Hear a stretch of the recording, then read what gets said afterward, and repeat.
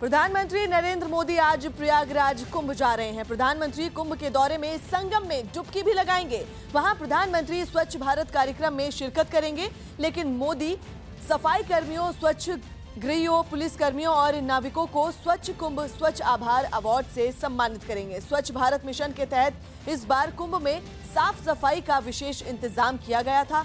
इसमें खास योगदान देने वालों को प्रधानमंत्री मोदी की तरफ से सम्मानित किया जाएगा। मोदी के साथ मुख्यमंत्री योगी आदित्यनाथ और कई मंत्री भी मौजूद होंगे। प्रधानमंत्री मोदी इस दौरान साधु संतों से भी मुलाकात करेंगे। साथ ही देश भर से आए 16,000 विशेष अतिथियों को संबोधित करेंगे।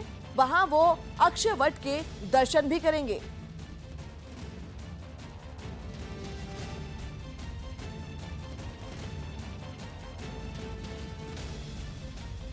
ज्यादा शराब पीना सेहत के लिए खतरनाक होता है, लेकिन इसके बाद भी देश में शराब पीने वालों की तादाद में कमी नहीं आई है। सामाजिक न्याय और अधिकारिता मंत्रालय ने एम्स के साथ मिलकर एक सर्वे किया, जिसके मुताबिक देश में 14.6% यानी करीब 16 करोड़ लोग शराब पीते, यानी हर 5 में एक आदमी शराब पीता है। यह सर्वे 10 से 75 साल तक की उम्र के लोगों के बीच किया गया, जिसमें पता चला कि करीब 6 करोड़ लोग ऐसे हैं जिन्हें शराब की लत लग चुकी है और उन्हें इलाज की जरूरत है।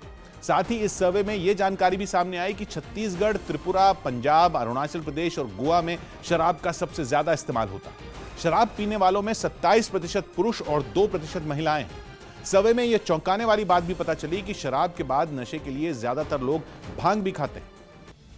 पंजाब के पठानकोट में जम्मू कश्मीर बॉर्डर से सटे शाहपुर कंडी इलाके में डैम बनाने का काम तेजी से चल रहा है। यह प्रोजेक्ट 2010 में अप्रूव हुआ था और 2013 में इस प्रोजेक्ट पर काम भी शुरू हुआ था, लेकिन जम्मू कश्मीर सरकार और पंजाब सरकार के बीच सहमति न बनने की वजह से सिर्फ 4 महीने बाद ही 2014 में इस डैम के प्रोजेक्ट को रोक दिया गया। लेकिन अब पंजाब में कैप्टन अमरिंदर सिंह की सरकार बनने के बाद करीब 1.5 महीने पहले ये प्रोजेक्ट फिर से शुरू हो चुका है और नितिन गडकरी ने जिस तरह से पुलवामा आतंकी हमले के बाद पाकिस्तान की ओर जाने वाली पानी को रोकने के लिए कड़े कदम उठाने की बात कही है, तो उसके बाद इस प्रोजेक्ट के काम में और भी तेजी आई है। शाहपुर कंडी प्रोजेक्ट बनने के बाद पाकिस्तान की ओर जाने वाली रणजीत सागर डैम और रावी नदी के अतिरिक्त पानी को रोक दिया जाएगा और इस पानी को शाहपुर कंडी में बन रहे रिजर्वॉयर में स्टोर किया जाएगा, जहां से इस पानी को पंजाब और जम्मू कश्मीर को नहरों के रास्ते भेजा जाएगा।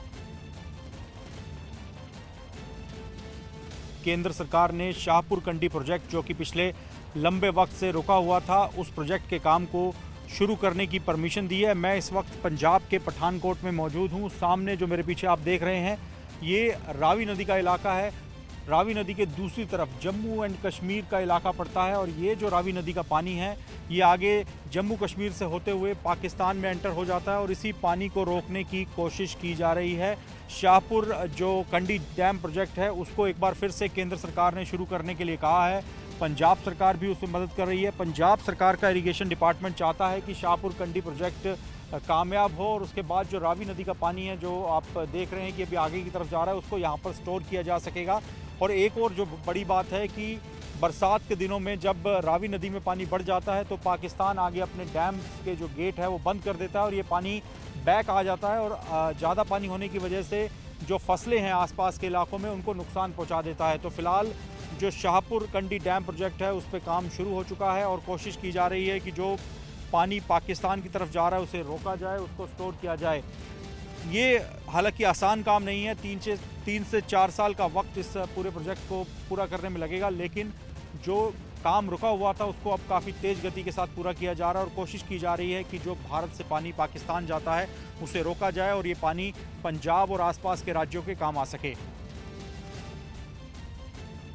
सरकारिया साहब, ये काम रुका क्यों हुआ था और आपको लगता है कि इस प्रोजेक्ट के पूरा होने के बाद पाकिस्तान में जो पानी चला जाता है भारत का, रणजीत सागर का जो एक्स्ट्रा पानी है बरसात के दिनों में बह जाता है आगे, उसको रोका जा सकेगा, वो पानी पंजाब के और जम्मू कश्मीर के लोगों के काम आ सकेगा? देखो, सबसे पहले तो मैं जो गडकरी साहब का स्टेटमेंट आई है कि पानी नहीं जाने देना हमने पाकिस्तान को, मैं उनका वेलकम करता हूँ, क्योंकि हमारी तो पहले ही कोशिश थी कि जो पानी पाकिस्तान की तरफ जा रहा है, वेस्ट हो रहा है, उसके लिए कोई प्रोजेक्ट बने और बगैर कोई डैम के हम उसको पानी को रोक नहीं सकते थे।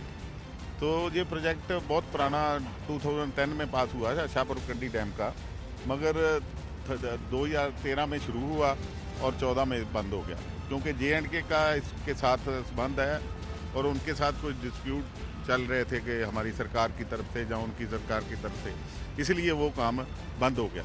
तो अब हमारी सरकार आई, कैप्टन अमरिंदर सिंह जी मुख्यमंत्री बने, तो उन्होंने कोशिश की, गडकरी साहब से भी मिले, प्रधानमंत्री साहब से भी मिले और J&K गवर्नमेंट के साथ बातचीत करके अब हमने जब पूरा काम कंप्लीट कर लिया, जो भी उनकी टर्म्स एंड कंडीशन थी वो ख़त्म हो गई, तो ये काम अब शुरू कर दिया गया। गोवा के मुख्यमंत्री मनोहर पर्रिकर को कल रात गोवा मेडिकल कॉलेज अस्पताल में भर्ती करवाया गया है। बताया जा रहा है कि वहां उनकी हालत स्थिर बनी हुई है। गोवा स्वास्थ्य मंत्री विश्वजीत राणे ने अस्पताल जाकर उनका हालचाल जाना। उन्होंने बताया कि पर्रिकर एकदम ठीक हैं और डॉक्टरों की निगरानी में हैं। विश्वजीत राणे ने कहा कि सीएम पर्रिकर के स्वास्थ्य को लेकर कोई चिंता की बात नहीं है।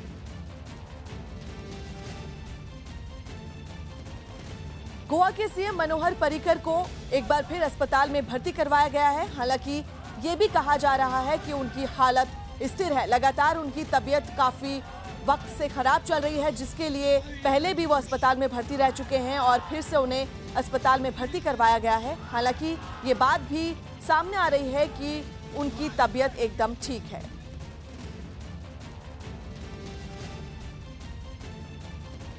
उत्तर प्रदेश के गाजियाबाद में खुलेआम फायरिंग से हड़कंप मच गया। बताया गया कि मामला दो पक्षों के बीच आपसी विवाद का है, जिसकी वजह से एक गुट के दो लोग स्कूटर पर सवार होकर दूसरे पक्ष के मकान के सामने पहुंचे। हेलमेट पहने इन लोगों में एक ने स्कूटर से उतरकर पिस्तौल निकाली और हवा में एक फायर कर दिया। इसके बाद उसने वहां खड़ी एक गाड़ी पर भी गोली चलाने की कोशिश की, लेकिन गोली नहीं चली। इस दौरान अखबार बांटने वाला एक आदमी भी वहां से गुजरता दिखा, लेकिन दोनों आदमियों पर कोई असर नहीं पड़ा और उसके जाने के बाद एक आदमी ने गाड़ी के शीशों को पिस्तौल की बट से तोड़ने की कोशिश की। वही मामले की जानकारी मिलने के बाद इलाके के लोग इकट्ठा हो गए और इलाके के ही एक आदमी पर फायरिंग करवाने का आरोप लगाया। हमने देखा कि दो लड़के आए यहाँ पे, उन्होंने हाथ में पिस्टल दिया, क्या मैं नहीं कह सकता क्या था, लेकिन उन्होंने गोली चलाई और मेरी गाड़ी का शीशा तोड़ दिया। हालांकि पुलिस ने शिकायत कर मामला दर्ज कर लिया है और सीसीटीवी वीडियो के जरिए हमलावरों को जल्द ही पकड़ने का दावा किया गया।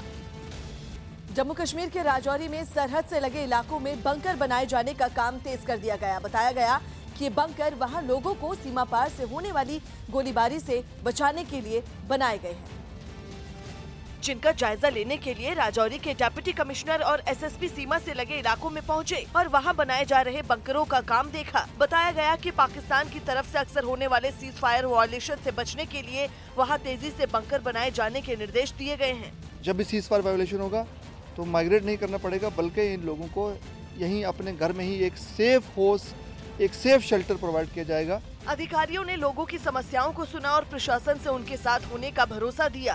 आपको वो ये फिक्र करने की ज़रूरत नहीं होगी कि गाड़ी कहाँ से आएगी, ठीक है, कोई इंतजाम कहाँ से होंगे, वो सारी सरकार की जिम्मेदारी है।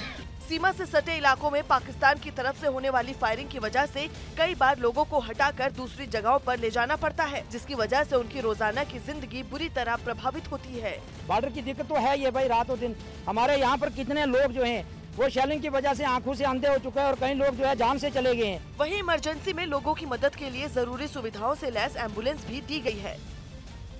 कर्नाटक के बंडीपुर टाइगर रिजर्व में भीषण आग लग गई है। बताया जा रहा है कि जंगल के करीब 200 एकड़ का इलाका आग की चपेट में आ गया है। सुरक्षा को देखते हुए वन विभाग ने बंडीपुर टाइगर रिजर्व और हिमवद गोपाल स्वामी बेटा वन के चेक पोस्ट को बंद कर दिया है। चेक पोस्ट बंद करने की वजह से सैकड़ों श्रद्धालु और सैलानी फंस गए हैं। बताया जा रहा है कि पहले जंगल के एक छोटे से हिस्से में आग लगी, लेकिन तेज हवाओं की वजह से आग तेजी से फैलती गई और देखते ही देखते इसने पूरे जंगल के बड़े हिस्से को अपनी चपेट में ले लिया। वन विभाग के मुताबिक जंगल में लगी आग से जानवरों को भी बड़ा खतरा पैदा हो सकता है। स्विट्जरलैंड के सेंट मोरिट्ज में बर्फ से बने रेसिंग ट्रैक पर ग्रैंड नेशनल टोबोगन रेस कराई गई। ये रेसिंग ट्रैक दुनिया का एकमात्र कुदरती रेसिंग ट्रैक है, जिस पर ग्रैंड नेशनल टोबोगन रेस में हिस्सा लेने वाले खिलाड़ी बिना पहियों वाले बोर्ड पर लेटकर नीचे की ओर सरकते हैं। रेस में शामिल खिलाड़ियों को ऊंचाई से 157 मीटर नीचे सरकते हुए पहुंचना होता है। खास बात यह कि इस रेसिंग ट्रैक में 10 जगहों पर कॉर्नर बने हुए।